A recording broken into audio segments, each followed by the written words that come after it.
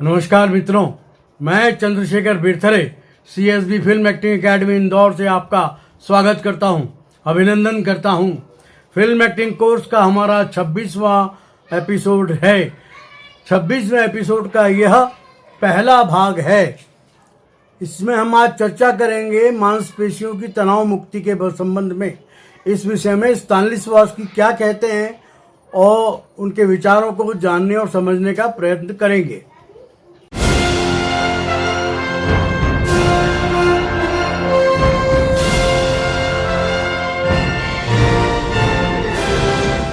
मित्रों, रंगमंच पर जो है बड़े ध्यान और मनोयोग के साथ कार्य करते हुए भी कभी बेध्यानी के कारण मांसपेशियों में तनाव उत्पन्न हो जाता है।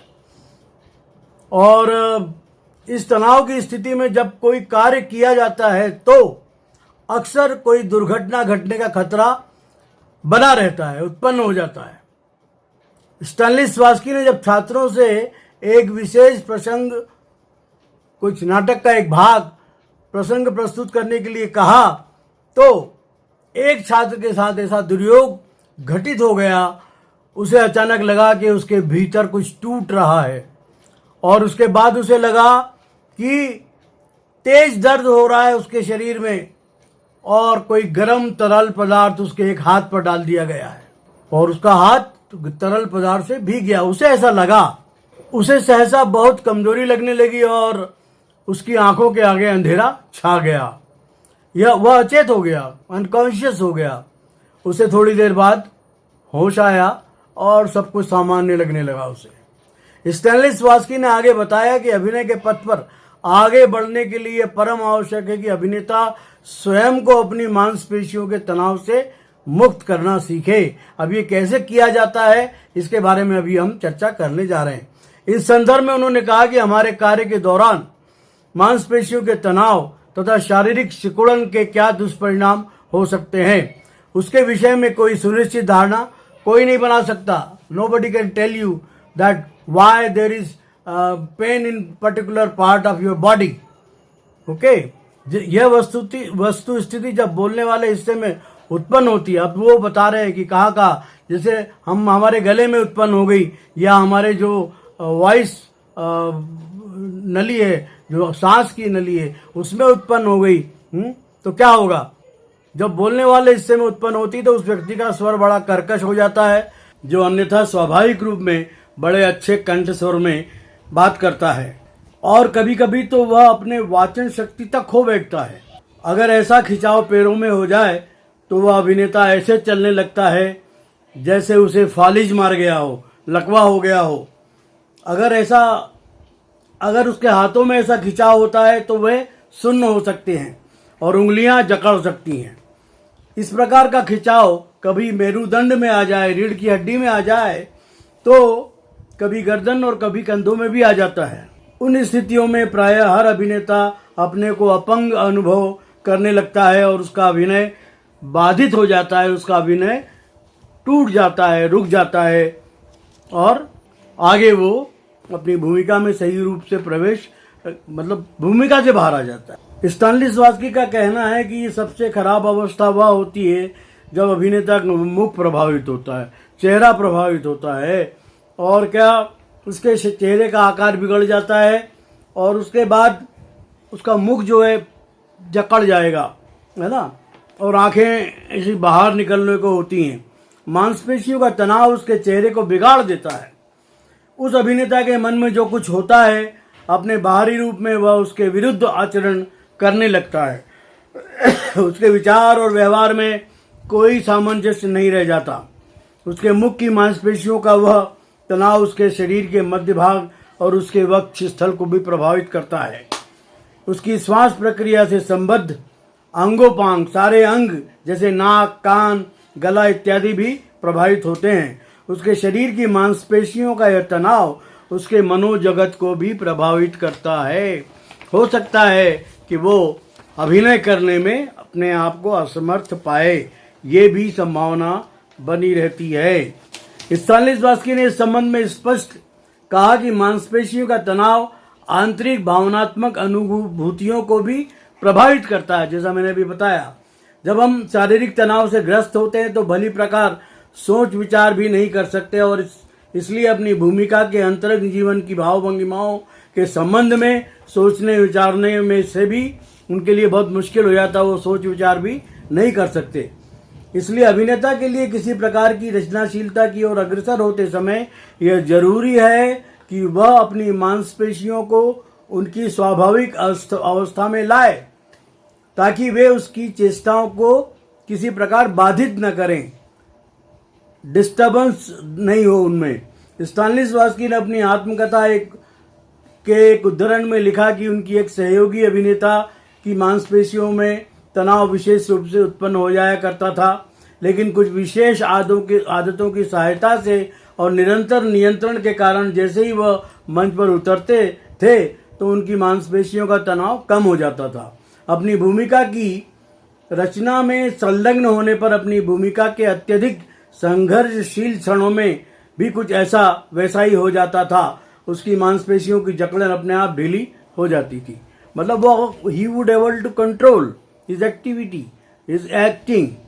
ओके, मांसपेशियों के तनाव को कैसे कम किया जा सकता है, इस संदर्भ में स्टानिस्लावस्की ने अपनी एक परिचित अभिनेत्री का भी उल्लेख किया।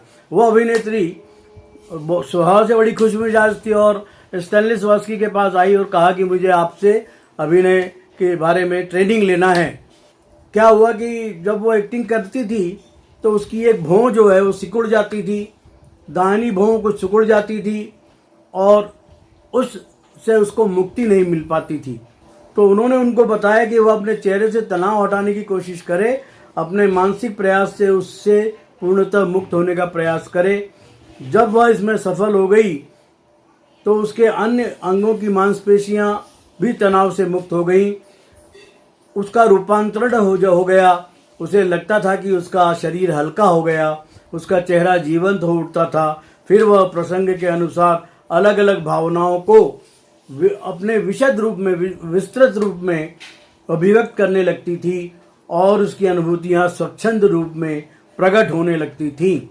यह प्रसंग सिद्ध करता है कि एक मांसपेशी के एक बिंदु पर से दबाव हटा दिया जाए तो भौतिक और आध्यात्मिक दोनों ही रूपों में शरीर जीवंत हो उठता है।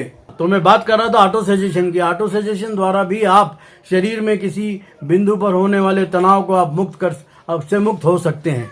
आगे स्टानिस्लावस्की समझाते हैं कि शरीर को उसके सभी अनावश्यक तनाव से मुक्त कर पाना पूरी तरह से संभव नहीं है, क्योंकि यहाँ जो है आपका जो अवचेतन मन का बड़ा एक रोल होता है। तो पूरी तरह तो कोई भी नहीं हो सकता, आपका विचार शून्य नहीं हो सकता मस्तिष्क। जैसे ही आपका मस्तिष्क विचार शून्य होगा आप तुरीय अवस्था में चले जाएंगे, समाधि की स्थिति हो जाती है। वो इस वस्तु स्थिति को पूरी तरह स्वीकार करते हुए भी इस दिशा में प्रयत्नशील रहना चाहिए। अगर हम प्रयत्न करेंगे, लगातार इस विषय में सोचेंगे, समझेंगे, तो निश्चय ही हम क्या करेंगे, इस स्थिति से, तनाव से मुक्त हो सकते हैं। इस वस्तु स्थिति को पूरी तरह स्वीकार करते हुए भी इस दिशा में प्रयत्नशील रहना चाहिए। यह परम आवश्यक है कि केवल रंगमंच पर ही नहीं, सामान्य जीवन में भी स्वयं को यथासंभव तनाव से मुक्त रखने की कोशिश चलती रहनी चाहिए। आप जैसे तनावग्रस्त हुए, आप हल्के से मुस्कुरा दीजिए, आप किसी को हंसा दीजिए, आप दूसरे के बारे में सोचना शुरू कर दीजिए। आपका मन जो है वो थोड़ा उस तनाव से हट जाएगा। स्वभावतः तो सवाल उठता है कि इन दोनों परस्पर वस्तु स्थितियों में सामंजस्य कैसे स्थापित किया जाए। तनाव है, तनाव मुक्त होना चाहते हो आप, तनाव को पूरी तरह हटा पाना तो संभव नहीं है, लेकिन उसे हटाने का संघर्ष बराबर चलते रहना चाहिए। उसका एक चर्चित उपाय है एक विशेष प्रकार का प्रयास, और उसके लिए जरूरी है कि हम अपने व्यवहार का निरंतर निरीक्षण करें। हमारा आत्मनिरीक्षण यह सुनिश्चित करेगा कि हमारी मांसपेशियों में तो अतिरिक्त संकुचन न हो, वो कंप्रेस नहीं हो जाएं। आत्मनिरीक्षण की यह प्रक्रिया स्वयं को अनावश्यक तनाव से मुक्त करने की कोशिश कुछ ऐसे विकसित की जानी चाहिए कि वे हमारी हमारी उपचेतना में समाहित हो जाएं, हमारे सबकॉन्शियस में चली जाएं और एक प्रकार से हमारे यांत्रिक स्वभाव का रूप ग्रहण कर लें। लेकिन इतना ही काफी नहीं, उसे हमारी स्वाभाविक आवश्यकता और प्रकृति बन जाना चाहिए। यह स्वाभाविक भूमिका के केवल शांत चरणों में आवश्यक नहीं, हमारी स्वाभाविक आवश्यकता और प्रकृति बन जाना चाहिए। जैसे कई लोग सिगरेट पीते हैं, कुछ लोग नस्वार सूंघते हैं, कुछ लोग तंबाकू खाते हैं। वो उनको ऐसा लगता है कि वो जब ये चीज़ें खा रहे हैं या सिगरेट पी रहे हैं तो उनको एक रिलैक्सेशन महसूस होता है, वो दे फील देमसेल्व्स रिलैक्स्ड। और फिर वो क्या होता है कि रिलैक्स जब हो जाते हैं तो आराम से वो उस अभिनय में संलग्न हो जाते हैं और अपनी भूमिका के साथ न्याय करते हैं। और ये क्या कब केवल इसीलिए नहीं होता कि भूमिका के केवल शांत चरणों में नहीं होता, आवश्यक नहीं है ना, वरन भौतिक उत्तेजनाएं एवं स्नायु की तीव्रता के समय भी बहुत जरूरी है। यह सुनकर एक छात्र ने सवाल उठाया कि उत्तेजना के क्षणों में वह इस प्रकार का तनाव न हो, यह कैसे संभव है। उसे समझाया गया कि इस प्रकार के क्षणों में केवल अपने को तनाव से मुक्त करना ही आवश्यक नहीं, वरन अपने को विश्रांत अर्थात अपने को पूरी तरह से विश्राम की अवस्था में पहुंचाने का उद्योग भी बहुत जरूरी है। How you become relaxed, there are something like I told you, somebody want to smoke, somebody want to take tobacco, somebody wants to smell नस्वार, ये सारी चीज़ें। तो ये क्या होता है कि उस समय अगर वो अपने अभिनय में भी इसको दाखिल कर ले तो वो रिलैक्स हो जाएगा। प्रदर्शन की सफलता के लिए परम आवश्यक है कि अभिनेता अपने को तनाव से मुक्त रखने और विश्रांत अवस्था में होने के अभ्यास कर ले। इस संबंध में हम हमारे पाठ ध्यान के विभिन्न आयाम में बता चुके हैं कि भारतीय योग पद्धति के अंतर्गत आने वाले शवासन, ध्यान, प्राणायाम इत्यादि की कसरत बहुत उपयोगी साबित होती है। जब हम शवासन करते हैं तो हमारे सारे शरीर की जो भी मांसपेशियां हैं, जो भी अवयव हैं, वे विश्राम की अवस्था में चले जाते हैं। और अगर आपको किसी पर्टिकुलर ऑर्गन में तकलीफ है तो आप उस समय शवासन करते समय आप उसको दूर कर सकते हैं और अपने ऑटो सजेशन दे के दूर कर सकते हैं। फिर भी शरीर को पूर्ण विश्राम देने के लिए एक एकांत जगह में पीठ के बल लेट जाएं और अपने शरीर को जमीन पर बिल्कुल निढाल कर छोड़ दें। मन में विचार लाएं कि मैं रिलैक्स कर रहा हूं, मैं विश्राम कर रहा हूं। मन को बाहरी जीवन से शरीर के अंदर की ओर ले जाने का प्रयत्न करें और धीरे धीरे अपनी नासिका से आती जाती सांस पर ध्यान केंद्रित करें। लंबी लंबी सांसें लें। इस अवस्था को भारतीय योग में योग निद्रा भी कहा जाता है।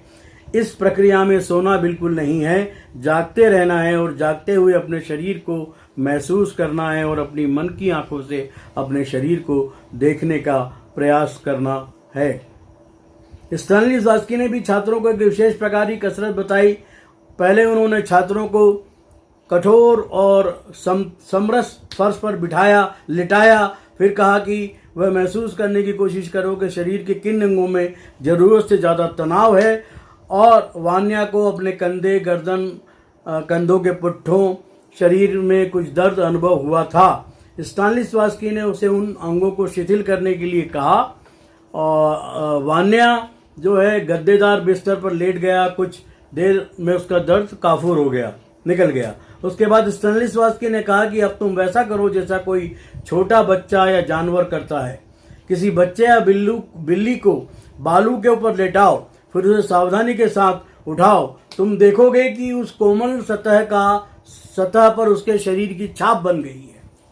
लेकिन अगर तुम किसी ऐसे व्यक्ति को लेटाओगे जो स्नायुविक दुर्बलता से ग्रस्त हो तो तुम्हें उसके पूरे शरीर की छाप बालू में देखने को नहीं मिलेगी, वरन उन्हीं अंगों की छाप मिलेगी जिनमें उसको दर्द हुआ हो। स्टैनिस्लॉवस्की ने इसके बाद यह स्पष्ट किया कि अगर व्यक्ति तनाव से मुक्त हो तो बालू पर उसकी छाप स्थापत्य कला की छाप जैसी होगी। इस प्रकार की छाप बनाने के लिए आवश्यक है कि लेटने की जगह सतह सुकोमल हो और जब लेटे हो तो उसके शरीर की मांसपेशियों में किसी प्रकार का तनाव नहीं हो। तो मित्रों, ये था हमारा 26वें एपिसोड के पहला भाग। अगले भाग में हम फिर इस विषय पे चर्चा करेंगे या किसी नए विषय को लेंगे। तब तक के लिए मैं चंद्रशेखर बिरथरे आपसे विदा लेता हूँ। बहुत बहुत धन्यवाद।